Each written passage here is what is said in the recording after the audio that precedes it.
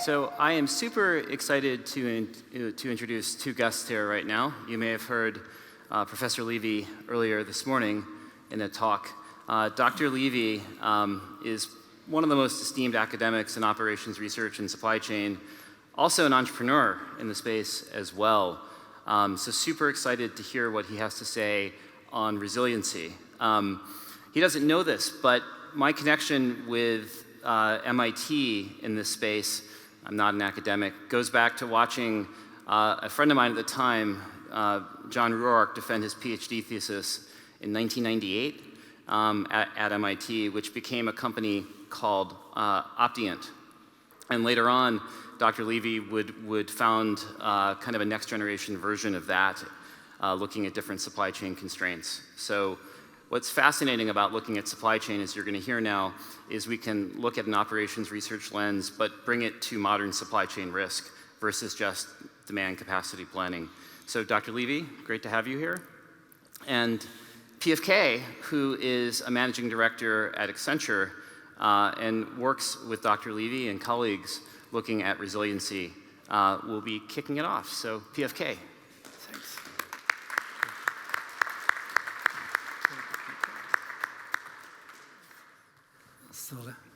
So good afternoon, everyone. So I go by PFK, and so we're going to discuss resilience today. And what we want to do this afternoon is to go beyond the buzz, because resilience has been the buzzword for the last 2 years. And so we're happy that today we're going to show you what we did with our clients to equip them so that they can become, super good at managing resiliency. And together with MIT, we developed what we call the resiliency stress test that we're going to present today, and we think this is interesting stuff for our clients so that they can manage disruption. We're going to present that. I'm happy that we did that together with David. And the good thing, the collaboration between academics and consultants is sometimes it's a bit of a love and hate relationship. Basically, they think we are bullshitters, we consultant, and we think that you are totally non-pragmatic.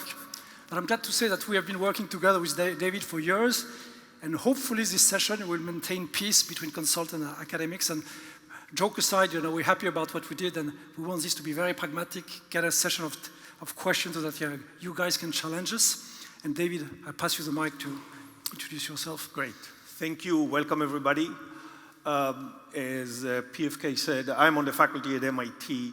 At MIT, I lead the MIT Data Science Lab, which is a partnership between MIT and about 25 companies focusing on data science. One area that we started focusing on way before the pandemic. In 2012, after events like the tsunami in Japan and the flood in Thailand, was supply chain resiliency. We collaborated, let me move here, we collaborated with the Ford Motor Company to develop a new way for companies to measure the level of resiliency in their supply chain and identify hidden risk. And we reported our finding and the new concept in the yellow Harvard Business Review article that was published toward the end of 2014. At that time, I was knocking on many doors, trying to convince companies to look not only at supply chain efficiency, but also at resiliency. Very little interest. Most companies focus on cutting costs through lean, through consolidation, outsourcing, and offshoring. Everything changed at the beginning of the pandemic, but perhaps not in the way you expected. In January of 2020, the pandemic was in China. It was not in North America, and it was not in Europe. I started collecting data on what's happening in China, and I used the technologies that I developed 6 years earlier to understand the impact of what's going on in China on supply chain in Europe and in North America. And I published the paper on the right-hand side, on the top right-hand side, in February, saying that supply chain in North America and Europe will shut down in mid-March. And this is exactly what happened. And after that, we had a flood of interest in our technology, in our framework. MIT signed a contract with Accenture to scale up our technology and to move it to multiple industries.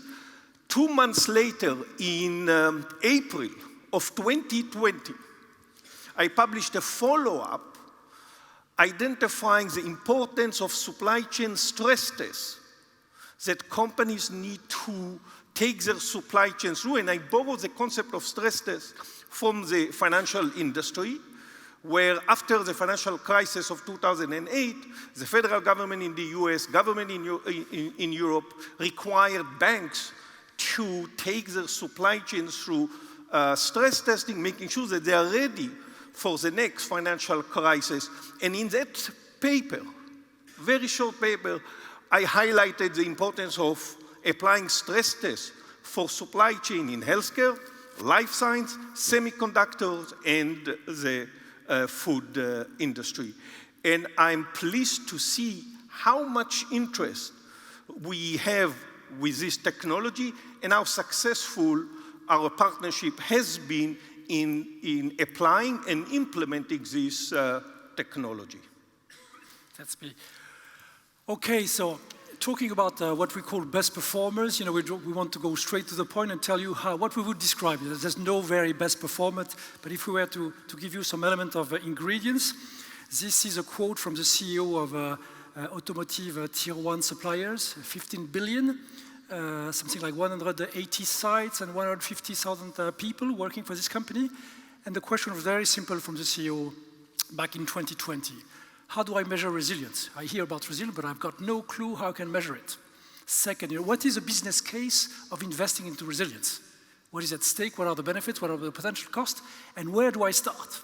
And this is where we engage the discussion, say, we need to industrialize to help our client being able to be equipped so that they can run those type of analysis, but also have them on a regular basis, because we know disruption is all over the place, and it's not a standalone, it's not a one-off investment. So 5 ingredients to describe what best practice look at. You know, this is a CEO initiative. Why is it important? Because if you want to have resiliency, if you want to have end-to-end visibility, you need to break the internal silos. And you cannot do that if you're a procurement guy, a manufacturing guy, an R&D guy. You need to bring the end-to-end perspective, and you need the top leadership to be behind that. Supply chain resiliency team. This company has set up a dedicated team which is only focused on resiliency. This is their job. This has become a core process. Of course, they're leveraging data. We're going to discuss about the stress tests. You need to get the data so that you get the right data, the right visibility to take the right decision faster versus competition. And finally, they are looking at win business. It's not about risk management. They see disruption as an opportunity. I want to create competitive advantage versus competition. So I want to be equipped so that I can go faster versus the rest. And this is what they did. And so the CEO commented about this stuff 2 years ago, and this is what we're going to share with you today. In an element of context, you know, I'm going to be quick because we want to have a question. You know, the disruption is a new normal. It's all over the place. The one that I like, you know, if you look at UN, they say we're going to move from 400 to 600 climate disasters per year. So like it or not, you know, we're going to have to face those type of situations. You know about geopolitical, we're going to talk about that. The one that I like is demand surge. We are in, this is what the French said, that in Holland we are in the second land of cheese. And you probably remember, you don't know that, but Oprah Winfrey, you know, 2 years ago, she did a show and she talked about one of the worst cheese in France. I'm not going to give the name. And in a question of 24 hours, demand in the US, you know, was multiplied by 20. And so we are in a world today, what Gartner calls that the business moment. You have Kim Kardashian talking about something, and suddenly the supply chain guy is expected to come up with 10 times the production. So we are in a world of disruption, and being resilient becomes something super important, and this is a way you can create competitive advantage. What we're going to do next, David is presenting, you know, the concept has been there for years. It's about, you know, how do you make sure that you can look at your resiliency, not in a question of days or weeks, but in a question of hours. And this is what we did. David. You know. Thank you. So remember our definition of supply chain resiliency. We are looking at the supply chain end-to-end, and we are trying to identify its ability to respond to a disruption anywhere in the business on our supply chain and business performance. And so it's appropriate to illustrate our framework, our concept, with the original implementation at the Ford Motor Company. Here is a simplified version of Ford's supply chain, just to illustrate the complexity. In Tier 1, we have about 6,000 suppliers. In this supply chain, there are about 60,000 components that flow between the different facilities. Initial implementation was at the North America assembly facilities. In the initial discussion with the leadership at Ford, they asked, where should we focus our attention in terms of supply chain resiliency and risk mitigation strategy? The supply chain is too complex. Procurement at Ford had their own answer. Procurement recommended to the leadership to focus on strategic suppliers. Who are strategic suppliers? Strategic suppliers are suppliers where Ford spend huge amount of money with each supplier every year, and the leadership asked us, is this the case, or maybe we should focus elsewhere? And so to answer that question, I'm going to introduce a couple of concepts. The first one is time to recover.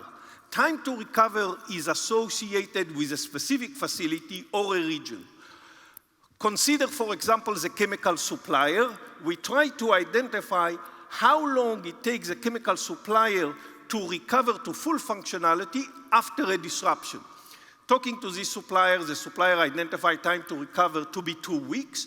Why it's 2 weeks? Because now they provide Ford with chemical from a facility that the company has in China. If there is a disruption, they can switch production and ramp up capacity to a facility in Singapore, and it takes about 2 weeks. Now, there are many supply chain people here, and immediately you have multiple questions about time to recover. The first, time to recover is scenario dependent, so associated with time to recover, I need to identify what is the scenario. The second, if I connect with a specific supplier and try to identify their time to recover, supplier is going to be optimistic. They know that if they tell us time to recover is 6 months, it's going to be a big problem.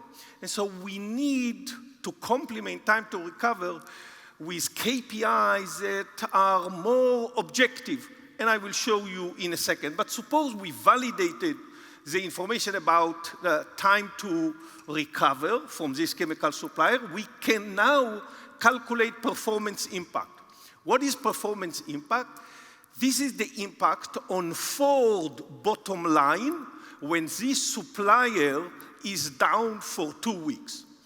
An important requirement in our ability to calculate performance impact is supply chain mapping. So our starting point was mapping the entire supply chain, building a digital twin that represents the supplier, and then in this simplified example, we estimated that the performance impact on revenue associated with the disruption at this supplier for 2 weeks is about $400 million. You understand that under the hood, we have an analytics that allocate the available resources after the disruption in an effective way to try to achieve certain objectives that Ford is focusing on. So these are at a high level 2 important concepts. Let me now show you data straight from the Ford system. And you can see 2 insights on this slide. On the left-hand side, you see a figure with thousands of bubbles. Each bubble represents a Tier 1 supplier. On the Y coordinate, I am showing you annual spend at each one of the supplier to protect Ford confidential information. I just don't show you the value. But you immediately see that the supplier there at the top is a strategic supplier. Ford spend huge amount of money with this supplier. Here are 3 other suppliers that can be considered strategic suppliers. Ford spend a huge amount of money with each one of them. On the X coordinate, I have performance impact. Ford is looking at impact on profit during a disruption at each one of the suppliers. You can see immediately that the strategic suppliers expose the company to some risk, I would say moderate. The risky supplier are actually not the strategic supplier. They are all at the bottom right-hand side. I love this supplier, the one that I'm pointing out to. This is a tiny supplier that provides Ford with components that cost 20 cents. But if supply is disrupted, huge impact on bottom line.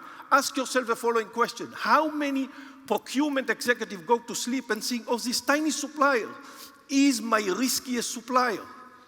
Certainly not at Ford. That's why I say in supply chain, risk is hidden in unexpected places. Here is another snapshot from the Ford system where you see the tier 1 suppliers by location. Each bubble is a tier 1 supplier.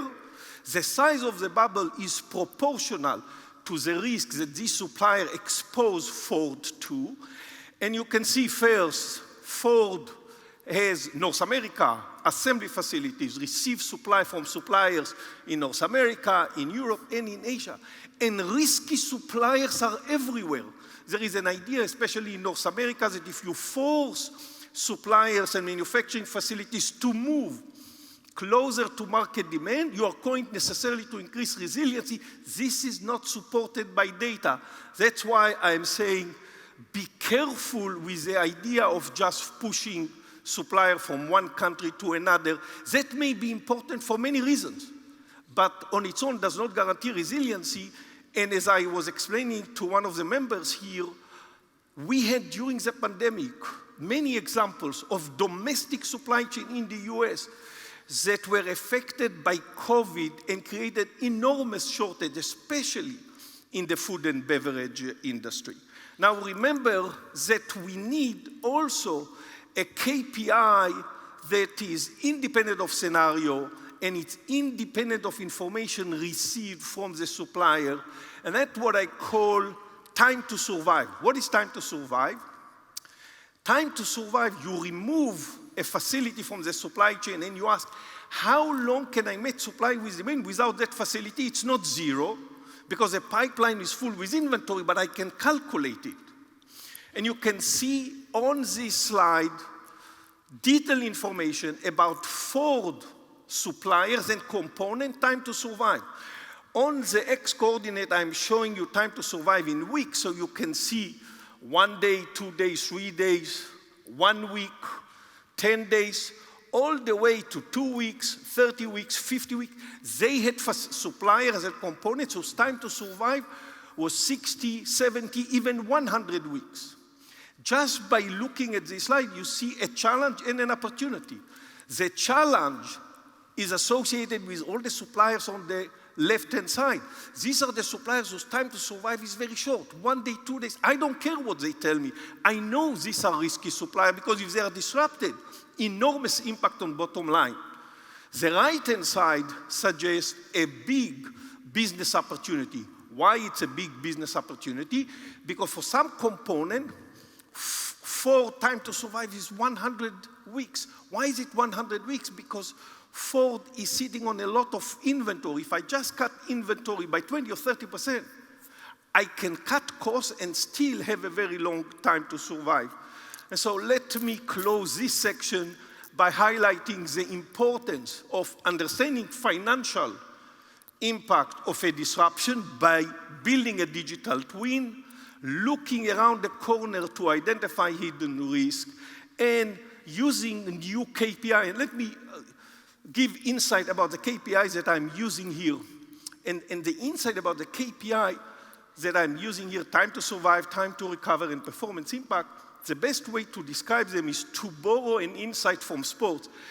I don't play ice hockey, but I like to watch ice hockey. Wayne Gretzky, one of the most famous players in that game, used to say, I don't skate to where the puck is, I skate to where the puck is going to be. This is what we are doing here. We are identifying potential problems that will hit our supply chain in the future, and we want to take mitigation strategies today before they hit the supply chain. I like these two quotes from Ford and Schneider Electric. Ford, VP of Product Development and Purchasing, saying if you can do that, develop a digital twin and use time to recover, time to survive, and performance impact, you can identify and prioritize your risk mitigation activities. Annette Clayton, in a talk that I gave with Annette in September of last year, basically said, we implemented this concept and these types of ideas. It helped us improve our business performance, and she said, leveraging digitization was very critical. You can automate these capabilities, and when you use concepts such as time to survive and time to recover, you keep your business and growth healthy and keep your customer and shareholder happy. Yeah. Okay, so the whole idea, I think the concept have been there for years. Ford started this resiliency journey years ago. But the question becomes, how can we equip, how can we leverage data analytics so that all our clients can be ready, can be resiliency ready, and develop unique capabilities to manage and optimize resiliency. And again, it's all about developing a resiliency management as a routine and a management core process, because we know disruption is coming, and you have to become resiliency savvy. So basically 3 simple steps. We start by the high-level maturity assessment. I'm not going to spend time on that. We've got specific industry benchmark to engage the discussion. Where do you stand? Then the most important step is about building the digital twin. I think this morning there was a question, how many companies do have a digital twin today? I think we were in the range of 10%. If you want to be in the very best, if you want to be a best performer in resiliency, you need a digital twin, and we're going to show you how what we develop to equip our client with this stuff. And finally, most importantly, stress test. Come up with multiple scenarios to see at climate disruption, supply shortage, talent, geopolitical crisis. What is the impact on my revenue? Because to David's point, we're not interested in about overall risk. How does it impact my bottom line? So, maturity score, just to size the stake and put the topic on the table. Most importantly, get the visibility with the digital twin. And to your point, we are going at the material level, at the bill of material, because this is where you're relevant. This is where you can really calculate your impact on the revenues. And we are going to end-tier suppliers. This is the beauty of digital twin. You're not only looking at tier 1, you're looking at tier 2, tier 3, tier 4. And I'm sure in this room you have many experience. You knew about your tier 1, but you didn't know that the tier 3 was located in Poland, Ukraine, or during the flood in Malaysia, and you were stuck. So the simple digital twin is providing you a first insight in terms of overall visibility, where are my risks. And from there, what we do, we apply stress testing a scenario, looking at different options, duration, different type of crisis, to come up with an overall resiliency score, but more importantly, to look at what are the options, what are the mitigating actions. With these automotive suppliers that we presented, we came up with 15, 20 priorities, but the first 3 were reducing 60% of the overall risk. So this helps you prioritize and decide where you need to invest, dual sourcing, inventory, redesigning the parts. You've got the priorities, because we all know resiliency is costing a lot. And you want to become resiliency 2.0, which means cost-effective resiliency. Because if you're piling up inventory, this will not help your bottom line. So what is the outcome? We come up with a resiliency dashboard, providing you a resiliency score and saying how you're doing versus competition. And as I said, most importantly, what are the potential alternative scenarios? And now the reaction of the CEO was, when we had the flooding in Germany, he asked, what's going to happen to me? And he said, and so in a question of days, the team was able to respond, this is what we need to do, how can we switch from one place to the other, what type of suppliers, and his reaction, would have I asked this question, 2 months ago, it would have taken me something like 2 months to get the answer. So I think the name of the game, time to reaction, time to absorption, and this is what we're trying to do. And again, with this idea that resiliency management is becoming a core process that's got to be part of procurement and supply chain, and this is where we see the market heading. David, you're the academics here, so you want to close the discussion. So just to summarize what we have learned through now dozens and dozens of implementation. Remember, I started in the automotive industry. Since then, we have implemented in semiconductor, in CPG, high tech. Here are the 4 key insights. Much like lean, resiliency is a philosophy, which means that when companies optimize decision in their supply chain, they need to find the right balance between efficiency, they've been doing this for a long time, resiliency, and business performance. And in order to do that very well, you need to start with supply chain mapping, build a digital twin of your supply chain, and use new KPIs that companies and supply chain professionals have not used before. Time to recover, time to survive, and performance impact. This allows you to identify hidden risks, to build flexibility and redundancy where you need it, to identify, to measure changes in your resiliency exposure, and to respond when an event happens anywhere in your business. Let us stop here. Jason? Perfect. So to kind of translate this from the past and an academic approach to the reality of today, if we just focus on Europe with the energy crisis, there are a lot of raw materials. Take aluminum, for example, that the cost of energy can make the cost of production prohibitive. If we look back during COVID at the continued semiconductor crisis, we're dealing with a situation in the case of building resiliency is a major effort. So I'd love to kind of ask both of you your thoughts on how do we look at this from a current lens and take semiconductor as an example. So semiconductor is really a great example because multiple industries are struggling. And the reason the timing of that question is great, Jason, is because we just finished, completed a large project with Denso, which is a very large supplier in the automotive industry, modeling the entire supply chain, starting with wafer manufacturing. And I'll give you two types of insight. Insight for supply chain professional, but also policy-related insight. For supply chain professional, what we learn with data from that industry, forecast of demand in the automotive industry, is that today there is not enough capacity for the semiconductor requirements that the automotive industry needs, and it's projected, based on the data that we have, to last at least until the middle of next year. More importantly, if you think about the China-Taiwan situation, what we found that a short disruption, say for 10 days, will have a ripple effect that affects the entire supply chain for at least 12 months. That is to say, to just go back after a 10-day disruption of wafer manufacturing, say because of the tension in Asia, to go back to where we are today, which is not perfect because of the shortages, will take at least 12 months. These are the supply chain insights.